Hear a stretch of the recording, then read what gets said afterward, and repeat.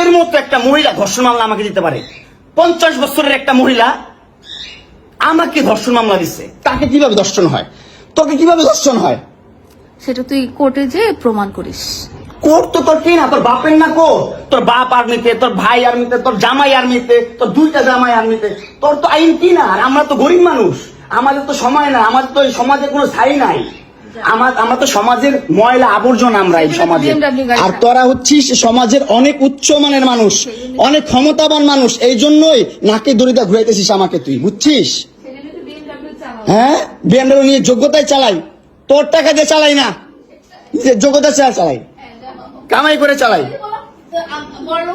হ্যাঁ, বড়লোক হইতে পারবো না? কোথাও লেখা আছে গরিবরা বিএমডব্লিউ চাইতে পারবে না, গরিবরা বড়লোক হতে পারবে না? কোথাও লেখা আছে? হ্যাঁ, কোথাও লেখা আছে? নাহলে ওই মেয়েদের বাসায় যাও, নাহলে নরসিংদী যাও, যেখানে যাচ্ছিলে সেখানে যাও, তোমার কাপড় চোপড় নিবা? অবশ্যই নিবো, দাও।